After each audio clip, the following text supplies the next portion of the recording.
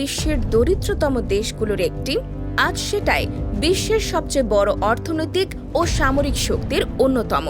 আর এই পরিবর্তনটা মোটেও কোনো নিছক সৌভাগ্যের ফল নয়। চীন নিজেদের ভাগ্য নিজেরাই গড়ে নিয়েছে, আর সেটা করেছে এমনভাবে যা এখন গোটা বিশ্বকে না চাইতেই কাঁপিয়ে দিচ্ছে।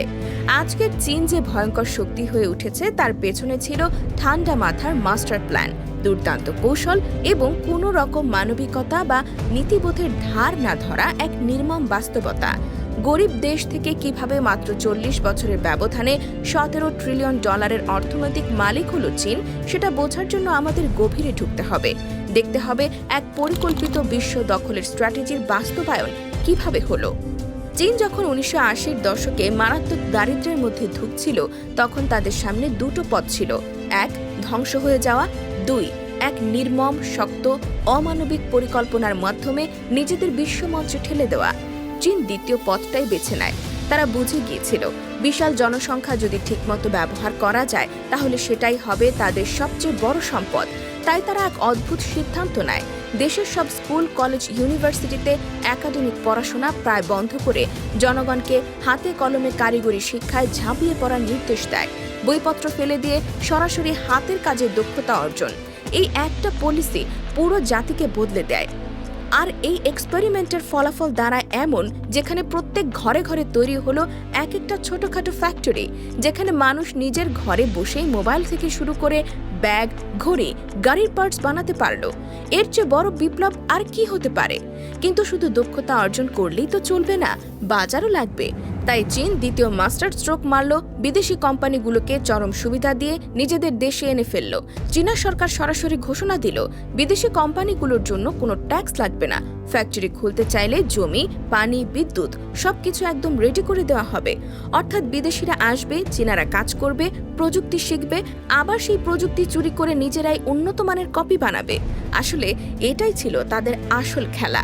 এই সুযোগে অ্যাপল, স্যামসাং, BMW, টেসলা, মাইক্রোসফটের মতো বড় বড় কোম্পানিগুলো ছুটে গেল চীনে। কারণ সস্তা শ্রম, ট্যাক্স ফ্রি সুযোগ আর রাজনৈতিক স্থিতিশীলতা, একমাত্র চীনই তখন এত বড় অফার দিতে পারছিল। কিন্তু বিদেশিরা বুঝতেই পারেনি তারা নিজেদের হাতে নিজেদের প্রযুক্তির কবর তৈরি করে দিচ্ছে। চীনারা দিনে দিনে সবকিছু শিখে নিল, আর নিজেদের কারখানায় একই প্রযুক্তি দিয়ে একই পণ্য আরও সস্তায় তৈরি করতে শুরু করলো। পৃথিবীর আর কোনো জাতি এত পরিকল্পিতভাবে বিশ্বজয়ের রাস্তায় হাঁটেনি।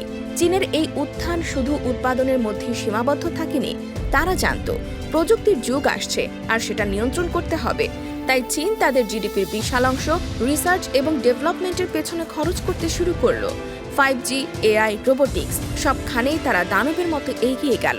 চীনের আজকের প্রযুক্তি শক্তি কোনো কাকতালীয় ব্যাপার ছিল না, এটা ছিল দীর্ঘমেয়াদী পরিকল্পনার বাস্তব রূপ। পৃথিবীর অন্যান্য দেশ যখন নিজেদের পুরনো গৌরব নিয়ে ব্যস্ত ছিল, তখন চীন ভবিষ্যতের লড়াইয়ের জন্য প্রতিটি মেরুদণ্ড শক্ত করছিল। অন্যদিকে চীনের আরেকটি নৃশংস স্ট্র্যাটেজি ছিল ঋণের ফাঁদ। তারা বিশ্বজুড়ে উন্নয়নশীল ও দরিদ্র দেশগুলোকে লক্ষ্যবস্তু বানালো। আফ্রিকা থেকে এশিয়া সব জায়গায় তারা সরকারি প্রকল্পের জন্য টাকা ছড়িয়ে দিল। মুখে উন্নয়নের নাম হলেও ভেতরে ছিল ঋণের দাসত্বের ফাঁদ। এইভাবে তারা আজ শ্রীলঙ্কাকে দেউলিয়া করেছে, পাকিস্তানকে ভিখারির কাতারে নামিয়েছে। এমনকি বাংলাদেশের গুরুত্বপূর্ণ প্রকল্পগুলোও চীনা টাকা ঋণের দাসত্বের মধ্যে পড়েছে। চীন নিজের দেশের শ্রমিক দিয়ে কাজ করায়, নিজের দেশের কোম্পানিকে টেন্ডার দেয় এবং নিজের দেশের ব্যাংক থেকে ঋণ দেয়। অন্য দেশ শুধু দেনার দায় মেটাতে ব্যস্ত হয়ে পড়ে। এভাবে চীন বিশ্ব মানচিত্রে অর্থনৈতিক শিকল পেঁচিয়ে ফেলেছে। এদিকে সামরিক দিক থেকেও চীন এক বিশাল শক্তি হয়ে দাঁড়িয়েছে। পিপলস লিবারেশন আর্মি পৃথিবীর সবচেয়ে বড় সামরিক বাহিনী, 20 লাখের বেশি সক্রিয় সেনা, অত্যাধুনিক যুদ্ধাস্ত্র, নিউক্লিয়ার সাবমেরিন, হাইপারসনিক মিসাইল এবং ড্রোন প্রযুক্তির অগ্রগতি, এসব কিছু মিলিয়ে চীন এখন এমন এক পরাশক্তি যা সহজে দমানো সম্ভব না কোনোভাবেই। আমেরিকা ও রাশিয়া আজ প্রকাশ্যে আতঙ্কিত, কারণ চীন তাদের সামরিক এবং অর্থনৈতিক দুই ফ্রন্টেই চ্যালেঞ্জ ছুড়ে দিয়েছে। চীনের এই উত্থান কোনো স্বাভাবিক ঘটনা নয়, এটা ছিল ঠান্ডা মাথায় দীর্ঘমেয়াদী বিশ্ব দখলের পরিকল্পনা। প্রথমে তারা দক্ষতা তৈরি করলো, তারপর উৎপাদনশীলতার হাত ধরে বিশ্ববাজার দখল করলো। এরপর ঋণের ফাঁদ পেতে দরিদ্র দেশগুলোকে নিজেদের দাস বানালো। এখন তারা আরও ভয়ঙ্কর এক খেলা শুরু করেছে: তথ্য, মিডিয়া, প্রযুক্তি ও কূটনৈতিক শক্তির নিয়ন্ত্রণ। চীনের বর্তমান স্ট্র্যাটেজি হলো সামরিক বা অর্থনীতিতে নয়, গোটা বিশ্বের মানসিকতাও নিজেদের পক্ষে এনে ফেলা। চীনের অন্যতম বড় অস্ত্র হলো প্রযুক্তি। আজকের পৃথিবীতে তথ্যই সবচেয়ে বড় শক্তি, আর এই তথ্য দখল করতে চীন ব্যবহার করছে টিকটক, উইচ্যাট, আলিবাবা, হুয়াওয়ের মতো গ্লোবাল টেক জায়ান্টগুলোকে। টিকটকের মাধ্যমে বিশ্বব্যাপী কোটি কোটি মানুষের ডেটা তারা প্রতিনিয়ত সংগ্রহ করছে, আর এই ডেটা ব্যবহার করে চীন গোটা বিশ্ববাসীর আচরণ, মনোভাব, অভ্যাস সম্পর্কে বিশাল বিশাল ডেটাবেস বানিয়ে নিচ্ছে। এই তথ্য ভবিষ্যতের কূটনৈতিক ও অর্থনৈতিক সিদ্ধান্ত গ্রহণের জন্য ভয়ঙ্কর অস্ত্র হিসেবে ব্যবহৃত হবে। আরেকদিকে তারা বিশ্ব মিডিয়া নিয়ন্ত্রণের জন্য বিপুল অঙ্কের বিনিয়োগ করছে। আফ্রিকা, এশিয়া, এমনকি ইউরোপের অনেক দেশই আজ চীনা মিডিয়া নেটওয়ার্ক ছড়িয়ে পড়ছে। তারা নিজেরা সংবাদ তৈরি করছে, নিজেদের পক্ষে তথ্য ছড়াচ্ছে, নিজেদের ব্যর্থতাকে ঢেকে রাখছে। পশ্চিমা বিশ্বের গণমাধ্যমগুলো যেখানে সরকারের সমালোচনা করতে পারে, সেখানে চীনা মিডিয়া একমুখী প্রচার চালাচ্ছে।